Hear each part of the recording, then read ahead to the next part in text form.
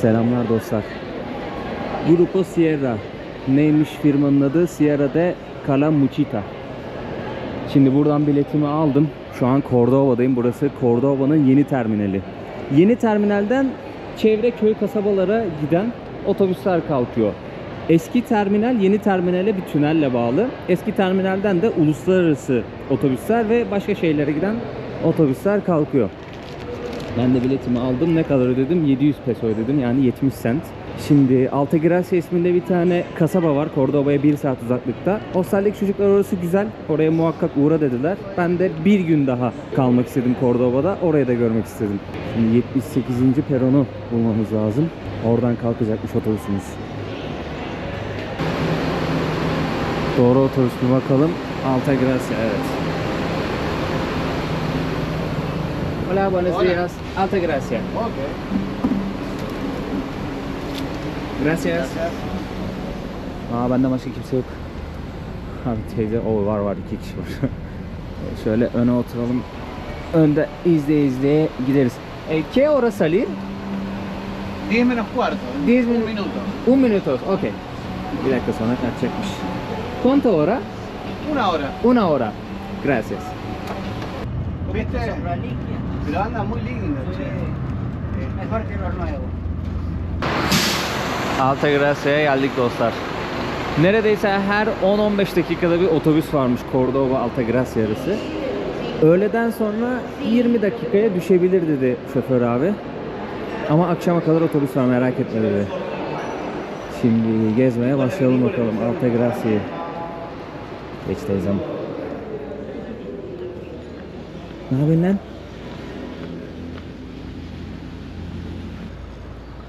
Estasyon terminalde Transportes Altagracia. Burası terminal. Terminalin önünde böyle bir park var. Biri atını park etmiş buraya.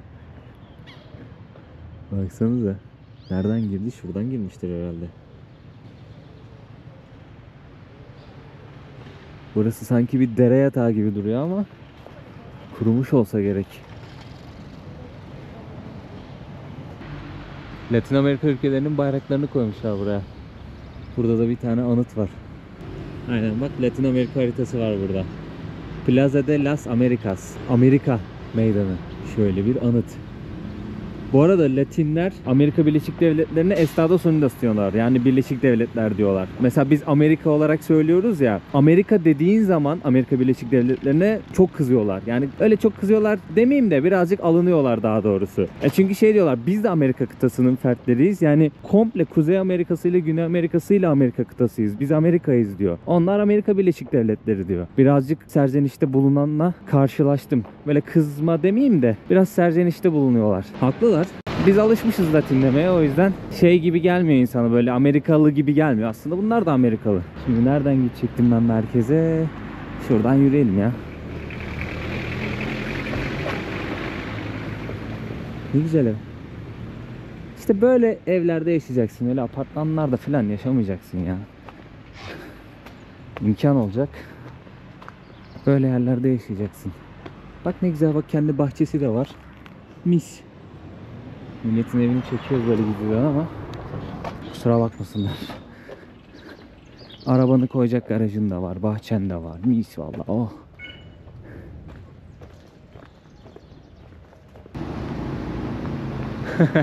Kucağına bir şişesi koymuşlar.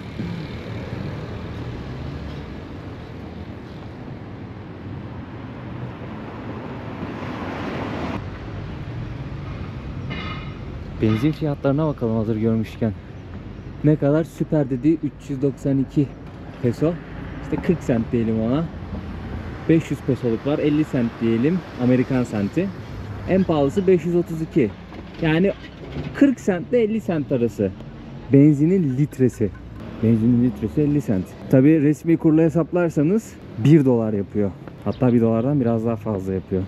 Ama tabi her şey kara borsa kuruyla döndüğü için yarım dolar. Benzinin litresi yarım dolar diyelim biz, düz hesap.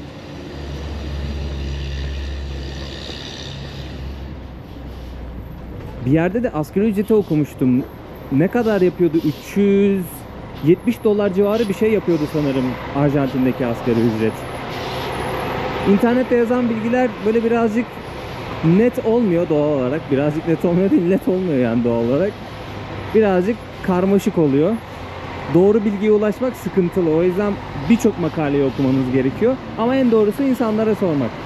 Ben de şu ana kadar kimseye sormadım. Hiç aklıma gelmedi vallahi. Normalde ilk sorduğum şeylerden biri olur asgari ücret ne kadar. Şehrin merkezinde bir tane park var. İsmi Tahamar. Şöyle kendime empanada aldım. Meyve suyu aldım. Bir kahvaltı yapayım şimdi burada. Güzel gözüküyor burası. Bir tane yapay göl yapmışlar. Ortasında fışkı akıyor. Tatlı bir yer. Cordoba'nın gürültüsünden, trafiğinden uzaklaştık birazcık. Burası bayağı sessiz, sakin bir yer. Ne de olsa ufak bir kasaba. 65.000 nüfusu var aşağı yukarı. Tarımla, turizmle bir de çevrede bulunan içecek fabrikalarıyla geçimini sağlıyormuş buradaki insanlar. Turizmin neden bu kadar canlı olduğunu merak ettim. Birazcık araştırdım.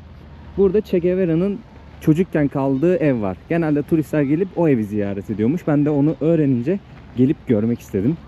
Bu arada ne kadar pis ya, baksanıza. Bataklık gibi. Sanki timsah fırlayacakmış gibi ha. Cık cık cık. Rezillik vallahi. Bir de zamanında burada Cizvitler yaşamış. Cizvitlerin bir çiftliği varmış. Kim bu Cizvitler? Katolik Kilisesi'nin bir tarikatı Cizvitler. İnternette birkaç yerde şey okudum. Sadece erkek tarikatıymış bu. Yani kadınlar bu tarikata giremiyormuş. Onların zamanında burada bir çiftliği varmış. Şu an hala duruyor mu o çiftlik? Büyük ihtimalle duruyordur da nerede olduğunu bulamadım maalesef. Biraz daha araştırıyorum, şu an internetim var. Bulduğum an, eğer yakınlardaysa ve ziyaret edilebilecek durumdaysa orayı da ziyaret etmek istiyorum gelmişken. Onların çiftliği varmış.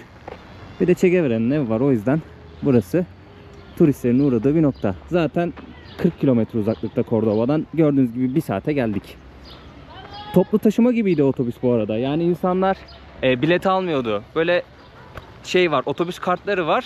O otobüs kartlarının içine para koyuyorlar. O kartlara basıp geliyorlar. Yani normal toplu taşıma gibi düşünebilirsiniz. Ha, kart olmayan otobüste nakit de ödeyebiliyor. Benim gibi bilet de alabiliyor. 700 peso, fiyat değişmiyor.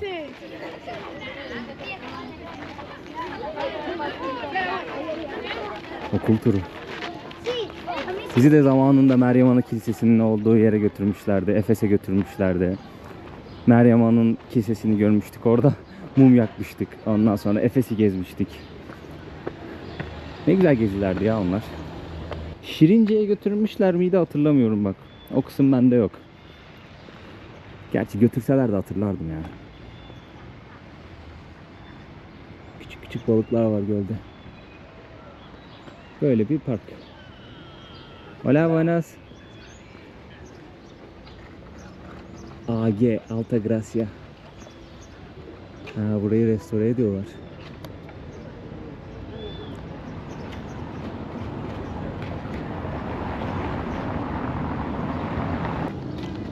İki tane empanada aldım, bir tane meyve suyu aldım. Ne kadar yaptı? 1500 peso yaptı. $1,5 diyelim.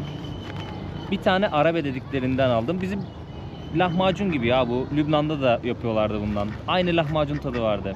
Bir tane de şöyle şeyli aldım. Sebzeli aldım. Sebzeliyi denemiştik bir önceki videoda. Arabayı deneyelim şimdi.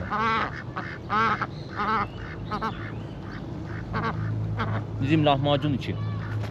Hiçbir farkı yok vallahi. Biraz limonlu. Limon sıkmışlar belli. Arjantin'de çok fazla Lübnanlı, Suriyeli, Filistinli, zamanında buraya gelip göçen insan var. O yüzden kendi kültürlerini de getirmişler doğal olarak. Buradaki kültürle harmanlamışlar. Gerçi bütün Latin Amerika'da var, sadece Arjantin'de yok. Vallahi şahane. Sıcak olsa bir de var ya. Uf. Al.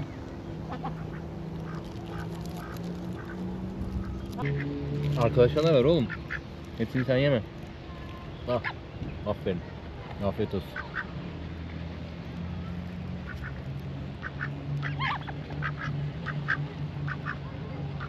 Ha, orada kaldı. Orada kaldı. Ayağın dibinde. Heh, aferin. Meyve suyu da içecek misin? Ha?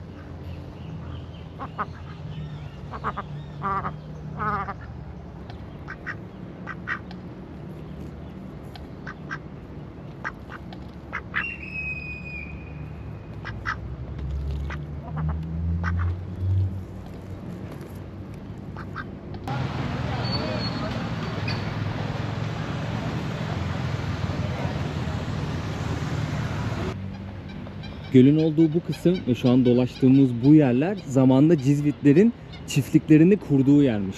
Burada ne yazıyor? Estancia Jesuitica yazıyor. Jesuitica İsa dostları demek. Yani Cizvitler de kendilerine İsa dostları diyorlar. Öyle bir tarikat. Zamanında İspanyol sömürgesiyle birlikte buraya geliyorlar. Böyle bir de kule var üstünde, Arjantin bayrağı ve saat var. Saat kulesi şeklinde yapmışlar. Zamanında İspanyol sömürgesiyle birlikte buraya gelmişler ve burada Hristiyanlığı yaymaya başlamışlar. Cizvitlerin şöyle bir amacı var. Tüm insanlığa Hristiyanlığı yaymak ve insanların eksiksiz, kusursuz bir şekilde Hristiyanlığı takip etmesini sağlamak. Yani gayet radikaller. Burası şehrin meydanı. Birazdan gezeceğiz. Öncelikle buradaki kiliseyi gezebilirsem buraya bir göz atmak istiyorum. Hazır Cizvitlerden bahsetmişken o tarihi dokuyu bozmayalım istiyorum konu olarak. Bir girelim bakalım. Bienvenidos diyor. Giriş sanırım buradan.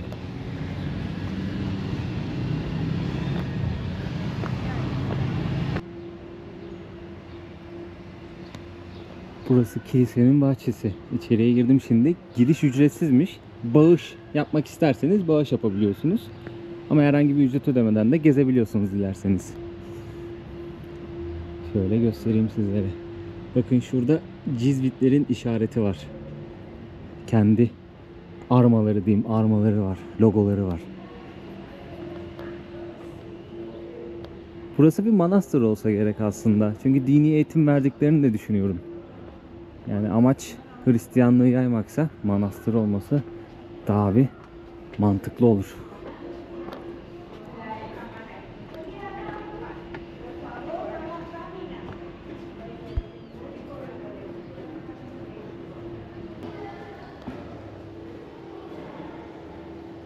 Odalarda zamanında kullanılan şeyler var, eşyalar var. Bak burada da şey sistemini yapmışlar. Değirmen sistemini. Şurada öğütücü var.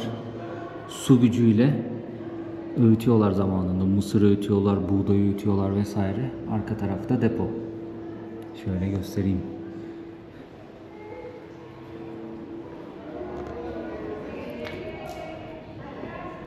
Şu an ziyaret ettiğimiz yerin replikası. Cizvit çiftliği böyle işte.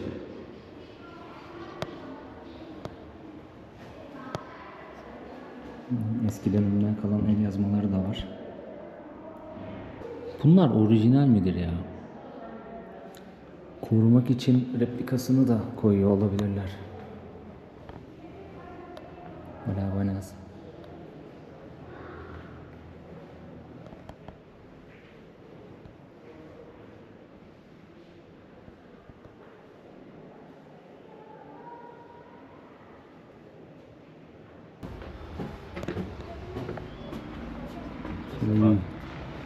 Sí, cerrado. Şöyle yukarıdan ancak şu kubbeyi görebiliyoruz, kapalı. Kilise kısmına gitmek istedim de orası kapalıymış, ziyaret edilmiyormuş orası. Sadece birkaç tane oda var. Odalarda da eski dönemde kullanılan eşyalar var ya da replikaları var. Bu dönemde rahipler sanırım bu tarz kıyafetler giyiyorlar, bilmiyorum. İspanyolca yazması kötü ya, İngilizce yazmıyor. Çok bir şey anlamıyorum ki. O dönemden İsa heykelleri, ufak heykelcikleri.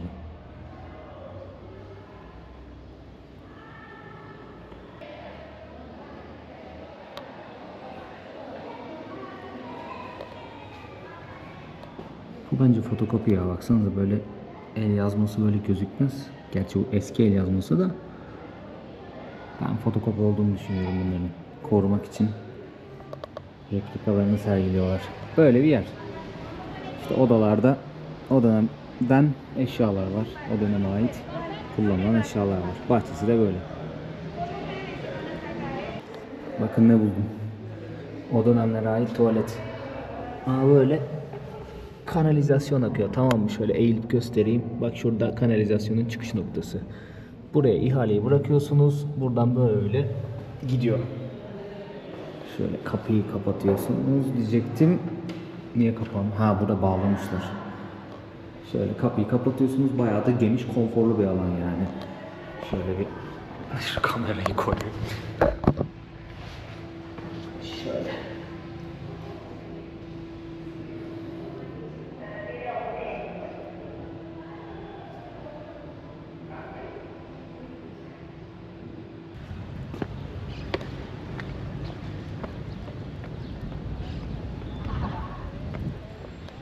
İspanyol sömürüsünün bir nişanesi olarak duruyor. Aha da kilisenin girişi buradaymış.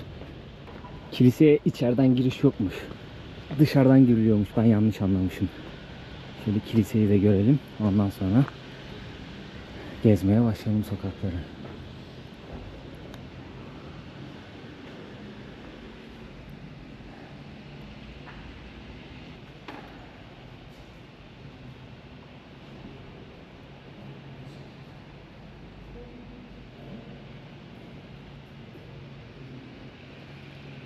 Böyle bir kilise, tarihi bir kilise.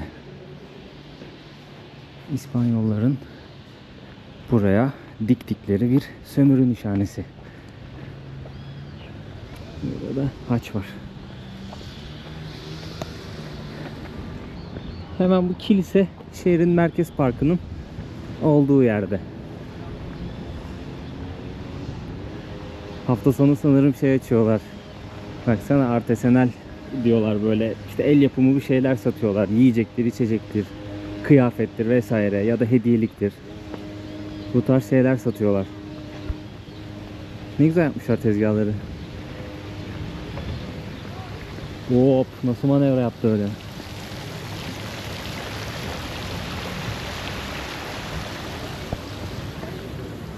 Burada da Arjantin bayrağı var.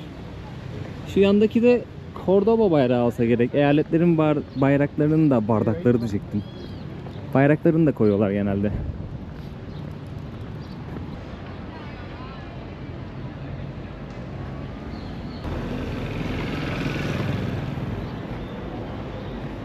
Bankada sıra bekliyorlar. Sürekli bir yerlerde bir sıra oluyor Arjantin'de. Ya bankada ya başka bir yerde. Bir tek Cordoba'da gördüğüm bir sıranın ne olduğunu anlamadım.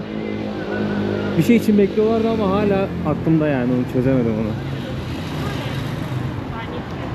Burada da sağlı solu dükkanlar var. Kafeler var, restoranlar var. Öyle bir cadde. Zaten ana meydana bağlantılı olan bir cadde. Şöyle göstereyim. Baksanıza, kapattılar. Siesta diye bir kültür var İspanyollarda. Burası da bir İspanyol sömürgesi olduğu için Latin Amerika ülkeleri. Bunlarda da bazı yerlerde siesta kültürü oluyor. Öğle vakti oldu mu kapatıyorlar her yeri. Dinlenmeye çekiliyorlar. Baktığın zaman güzel bir kültür aslında. Ama bir turist için gezdiğin zaman işte bir şey alacak oluyorsun, bir şey yiyecek oluyorsun. Kapalı oluyor birçok yer.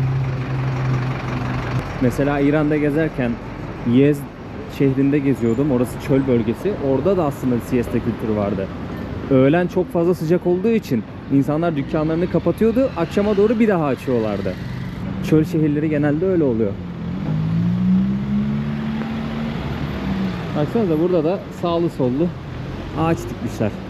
Tabi her yere değil. Mesela bu cadde boş.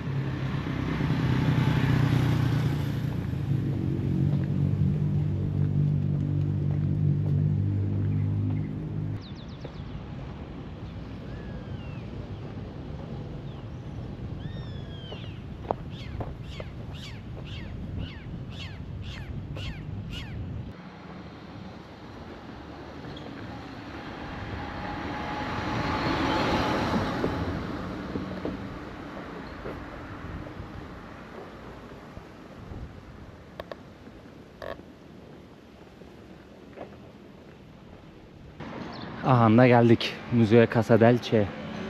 Ingreso al Museum burada. Yani girişi burası.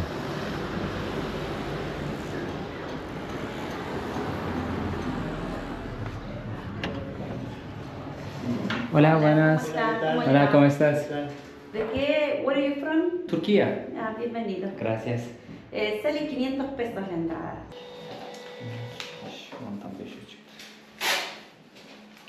Ahí tienes. Muchas gracias. De nada. ¿Es posible tomar video? Ah, mira, hay 4. Falta uno.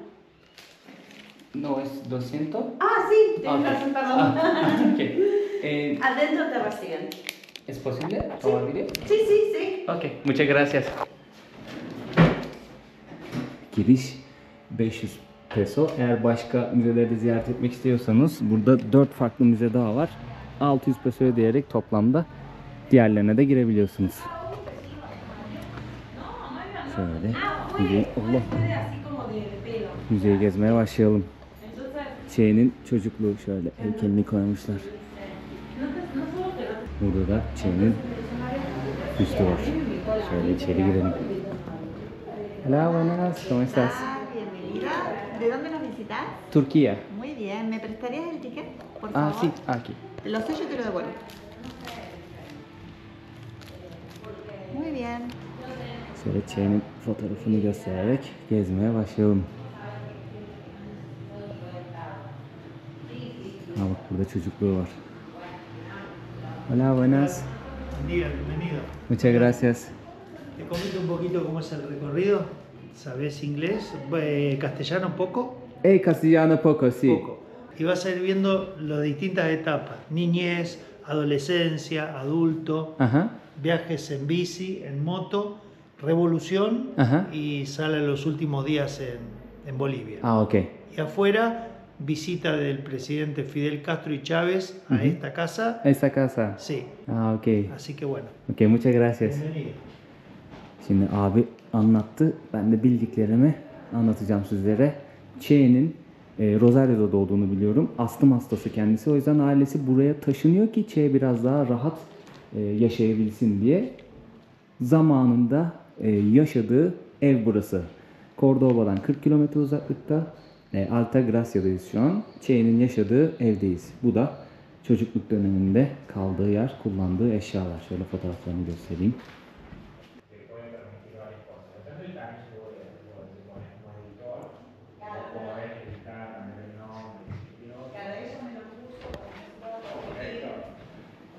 Che Guevara'yı tanıyanlarınız vardır. Tanımayanlarınız için ise kendisini şöyle anlatayım. Küba devrimini herkes duymuştur diye düşünüyorum. Küba devriminin liderlerinden bir tanesi kendisi. Burada kullandığı çalışma masası var, daktilosu var. Kendisi bir tıp öğrencisi. Burada önlüğü var.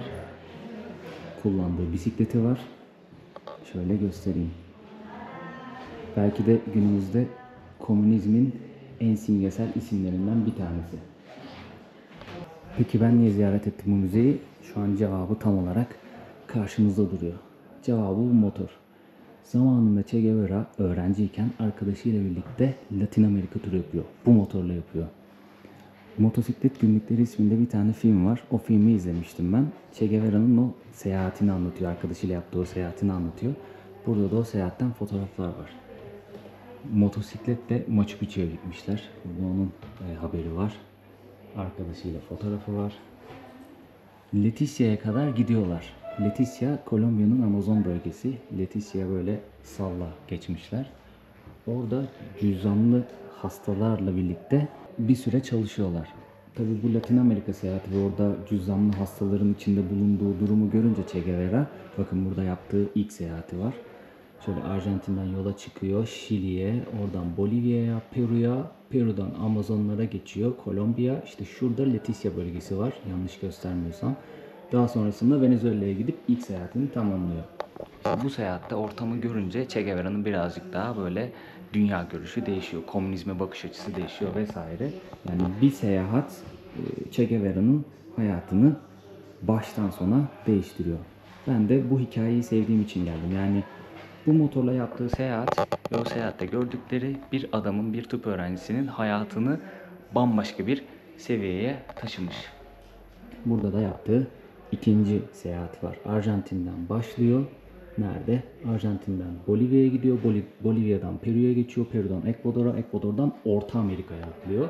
Guatemala'ya kadar gidiyor. Meksika'ya geçiyor ve oradan da Küba devrimine katılıyor. Ben bu hikayeyi sevdiğim için gelip ziyaret etmek istedim. Şurada günlük var diye düşünüyorum. Motosiklet günlükleri kendi kaleminden çıkma. O günlükten filmini yapıyorlar. Sanırım günlükte şu olsa gerek. Bilmiyorum. Çok anlamadım. Burada bir şeyler yazıyor ama. Yani sizlere vermek istediğim mesaj da bu açıkçası. Bir seyahat insanın hayatını bambaşka seviyede değiştirebilir. Burada da gönüllü çalışma diyor. Küba devriminden sonra biliyorsunuz Savunma Bakanı mı olmuştu? Sanayi Bakanı, özür dilerim, Sanayi Bakanı olmuştu. Sanayi Bakanı iken bile böyle girip bir işçi gibi halkıyla birlikte çalışıyor. Gerek tarlada, gerek inşaatta, gerek fabrikada. Onun fotoğrafları. Bu da Küba devriminden fotoğraflar. Fidel Castro, Che Guevara. Yani gelip burayı ziyaret etmek için komünist olmanıza gerek yok. Che Guevara'nın yaptıklarına saygı duymak için komünist olmanıza gerek yok. Bu da ailesi ve çocukları. Ya buraya deftere insanlar bir şeyler yazıyorlar.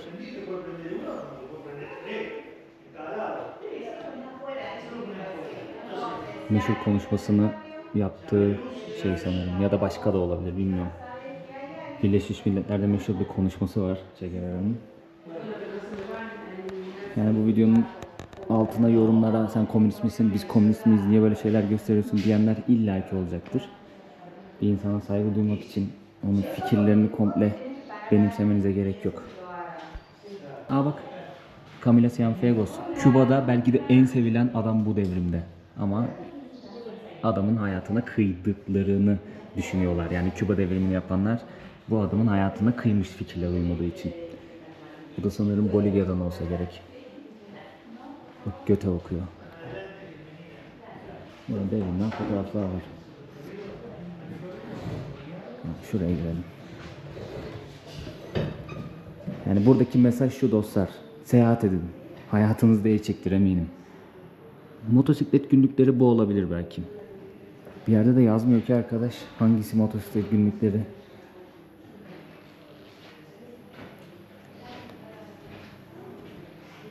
Fidel Castro da gelip ziyaret etmiş burayı. Küba'yı anlamak istiyorsanız Küba ve Kameraman isminde bir belgesel var. Muhakkak izleyin o belgeseli. Muhakkak izleyin. Che Guevara. Bu da onun giydiği klasikleşen üniforması. Che'nin evi bu şekilde. Zamanında çocukken burada yaşamış.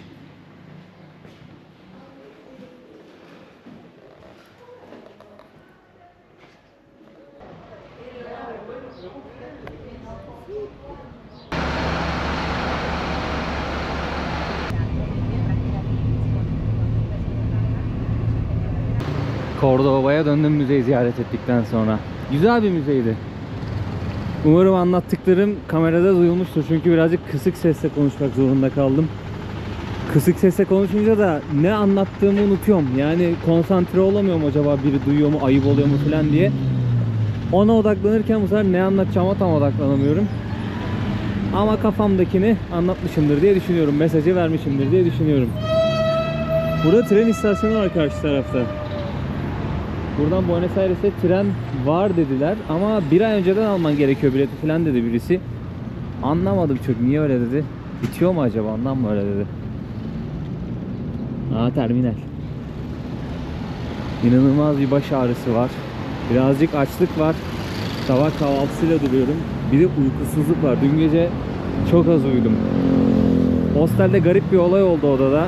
Çocuğun biri böyle fısır fısır kendi kendine konuşuyordu. Uyandırdı beni uykudan. Lan kalktım, karanlık etraf, bir şey görmüyorum. Böyle fısır fısır konuşuyor birisi. Ağlama sesleri geliyor. Arada böyle bir şeyler tekmeleniyor gibi. Ondan sonra böyle çıt çıt çıt sesler geliyor falan. Lan diyorum ne oluyor, bir korktum, tamam mı? Dedim birinin içine şeytan mı girdi, cin mi girdi, efsunlandı mı, bir şey mi oldu? Bir şey yaptım, böyle gerildim. Sonra kalktım, açtım telefonun ışığını. Baktım, dedim birader iyi misin? Sesin olduğu yere doğru ışığı tuttum. Baktım çocuk ağlıyor, böyle kapanmış. Diz kapaklarının üstüne doğru böyle sanki secdeye yatar gibi pozisyonda kapanmış.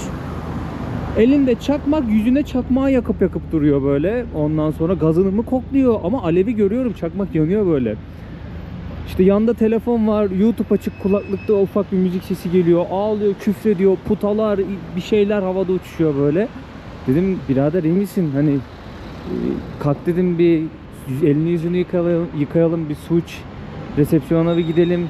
Gerekirse yani hastaneye gidelim, kendine gel, iyi misin falan diye böyle çocuğun suratına bakıyorum. İyi miyim ben falan dedi, bir şeyim yok dedi. Işığı tutma suratıma dedi. İyi dedim. Ondan sonra bir baktım tekrardan öyle hareketler yapmaya başladı. Hani garip hareketler yapıyor, anlamadım. Gittim resepsiyondaki çocuğa, dedim bu çocuk herhalde bir madde kullandı, bir şey oldu. İyi değil dedim, garip hareketler yapıyor, bir bakar mısın şuna dedim. Gitti çocuk baktı, onların da kafası güzel. Ot içiyorlardı zaten. Büyük ihtimalle çocuk çekmiş bir şeyler, madde mi kullanmış ya da alkolü mü fazla, alkol kokusu da yok gerçi ama yani ot içmişti büyük ihtimalle ya da bir madde, hap bir şey atmıştır diye düşünüyorum. Madde etkisiydi diye düşünüyorum yani. Neyse, resepsiyondaki çocuklar bir 15-20 dakika falan konuştu bununla. Sonra baktım, ben odaya döndüğümde bir tuvalete gittim, ben oturdum birazcık ortak alanda. Odaya gittiğimde uyumaya çalışıyordu. Sonra ben de vurdum kafayı. Yatmaya çalıştım da bir süre yatamadım. Sonra işte uykuya daldık derken uykumuzu alamadık. Ne haber? ¿Cómo estás? Bien. Bien. ¿Cómo te llamas? Me llamo Yaselin. Ah, mucho gusto. Mi nombre es Burak. ¿Burak? Sí, yo soy turco. Ah, sos turco. Sí, Turquía. Ah, sos de Turquía. ¿Conocer Turquía? Sí, ¿Sí? yo también sé hablar en chino. Yurugru. Los chinos son los amigos de como vos. Ne tatlı ya, tipe bak. Americana. Öyle işte. Biraz garip bir geceydi. Aklıma attım ama ilk sesleri duyduğumda ya. Korktum yemin ediyorum. Şimdi bir yemek yiyecek yer bulduk mu kendimize? Aa, ben burayı hatırladım bak şimdi. Bir arkadaşım söylemişti bana burada yemek ye diye. Ulan direkt karşıma çıktı. İsimden tanıdım bile. Eskina. Açık mı kapalı mı? Kapalı gibi duruyor ama açık gibi de duruyor.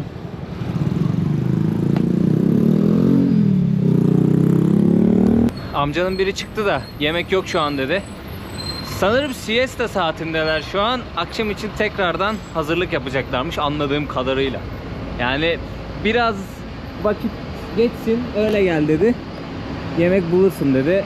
Ama ben şu an açım. Yemek bulmak istiyorum şu an. Akşama doğru sanırım tekrardan servis yapacaklar.